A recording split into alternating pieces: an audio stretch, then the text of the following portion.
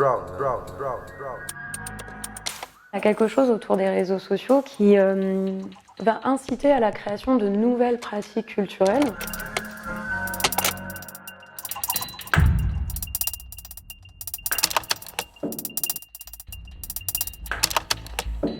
Au Pass Culture, on a pour mission de mener des enquêtes auprès des utilisateurs, notamment les jeunes qui utilisent le dispositif, donc ça a de 15 à 20 ans.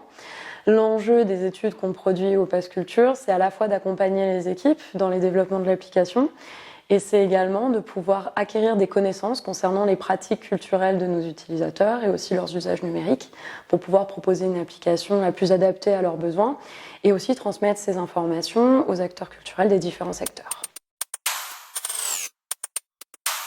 Environ 54% de nos utilisateurs qui sont des jeunes de 18 ans et puis l'autre partie qui vont être des jeunes entre 15 et 17 ans. Les utilisateurs qu'on va avoir sur le Pass sont surtout des lycéens du fait de leur âge. Ces utilisateurs-là sont plutôt des femmes. On a un taux de couverture du dispositif de 68% pour la population française de 18 ans. Ça veut dire qu'on a 68% des jeunes de 18 ans en France qui ont activé leur Pass Culture. Nous, ce qu'on observe, c'est qu'on commence progressivement à avoir des utilisateurs sur le Pass Culture qui sont chômeurs inactifs. On a aussi une belle représentation de jeunes qui sont issus de zones rurales.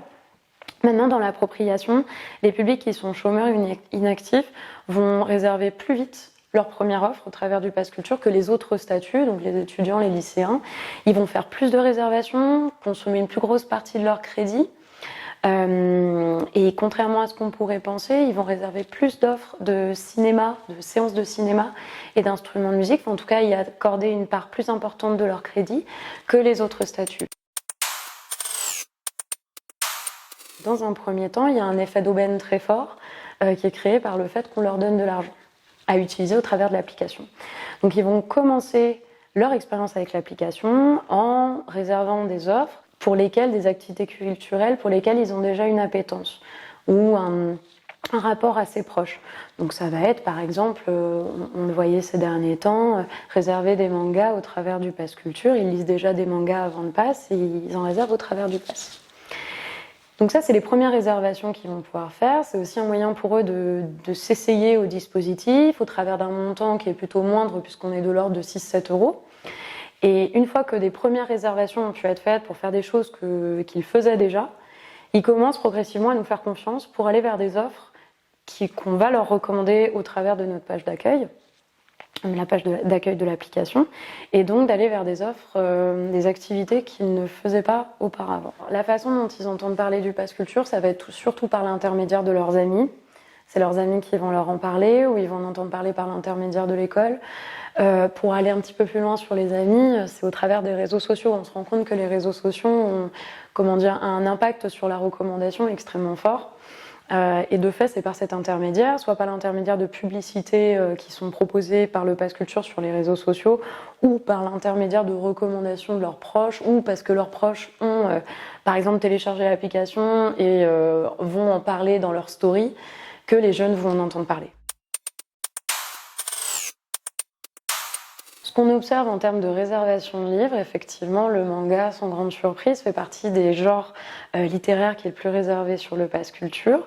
Cependant, on observe qu'il y a des différences entre les individus qui ont 18-20 ans et ceux qui en ont 15-17, c'est-à-dire que les personnes qui ont 15-17 ans réservent plus de poésie, notamment un ouvrage qui s'appelle Les Miel de Rupi Kaur, que vous connaissez peut-être, et qui fonctionne très bien.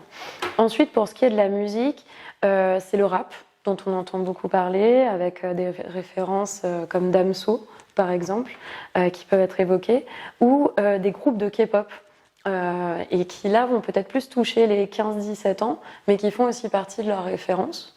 En ce qui concerne les séries, ça va être plutôt des séries qu'on trouve sur Netflix, et c'est quand même assez corrélé au gré des actualités de cette plateforme, parce que pour beaucoup, ils regardent leurs séries au travers de la plateforme Netflix. Donc ça joue un petit peu et ça peut être corrélé à ça. Et en ce qui concerne les films, ça va être l'actualité cinématographique qui va vraiment jouer, en sachant que les films de super-héros fonctionnent très bien, et les films fantastiques également.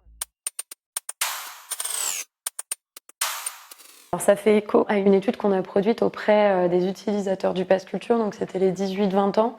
L'enjeu pour nous, c'était de comprendre comment le numérique pouvait influencer leurs pratiques culturelles. Et ce dont on s'est rendu compte, c'est que on avait 13% des utilisateurs du Pass Culture qui avaient déclaré lire des e-books, et qu'à côté de ça, on avait 87% d'entre eux qui lisaient régulièrement des contenus sur les réseaux sociaux.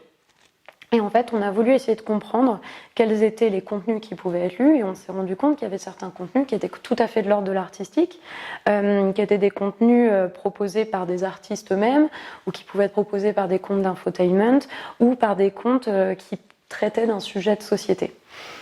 Et donc, en fait, par cet intermédiaire, on s'est rendu compte que, contrairement à ce qu'on pourrait penser, les jeunes lisent, mais les formats de lecture évoluent, et finalement, les thématiques de lecture aussi évolue, elle passe peut-être plus par les réseaux sociaux. Une autre étude qui fait référence à la lecture aussi et aux réseaux sociaux et la façon dont les réseaux sociaux peuvent influencer les choix des utilisateurs, c'est qu'on a monté une étude auprès des jeunes qui ont réservé un manga sur le Pass Culture et on les a interrogés sur la façon dont ils en avaient entendu parler. On a 35% d'entre eux qui ont entendu parler du manga qu'ils ont réservé sur le Pass Culture par l'intermédiaire des réseaux sociaux. Et ça passe soit par des comptes d'amis à eux, mais ça passe aussi par des comptes qui sont portés par des personnalités qui suivent sur les réseaux sociaux. Donc pour nous, il y a quelque chose autour des réseaux sociaux qui est de l'ordre de, qui va inciter à la création de nouvelles pratiques culturelles autour d'usages numériques qui à la base n'étaient pas forcément dédiés à la création de pratiques culturelles, mais en fait qui vont se créer au travers des interactions que les jeunes vont avoir soit entre eux sur les réseaux sociaux, soit au travers des contenus qu'ils vont pouvoir lire de la part de comptes externes. Nous, ce qu'on enregistre en tout cas, c'est qu'on a 77% de nos utilisateurs qui regardent des contenus sur des plateformes de streaming du type YouTube ou Twitch. Ce qu'on constate, c'est que parmi ces utilisateurs, on a une grande majorité qui déclarent que les youtubeurs leur ont donné envie de s'intéresser à un thème, à un sujet, vers lequel ils ne seraient pas allés spontanément, mais parce que le youtubeur en a parlé, ça a titillé leur curiosité, on va dire. Et il y en a 52% qui ont vraiment initié une pratique après en avoir entendu parler au travers de YouTube. La force de YouTube, c'est les youtubeurs, et c'est notamment le fait que les youtubeurs incarnent la parole de l'amateur, c'est-à-dire des personnes qui leur ressemblent, qui ont un capital sympathie dans la mesure où elles leur sont très ressemblantes, et de fait, ils se sentent beaucoup plus en cohésion à écouter une personne qui leur ressemble plutôt qu'une recommandation qui serait portée par une instance un petit peu plus institutionnelle. Et de fait, les youtubeurs qui en plus font un gros travail de déconstruction des concepts vont derrière faire en sorte d'intéresser les jeunes à des sujets vers lesquels ils ne seraient pas allés, en fait mettre en place des formes de médiation au travers de leur contenu qui invitent les jeunes à effectuer des découvertes et à s'intéresser à des sujets nouveaux.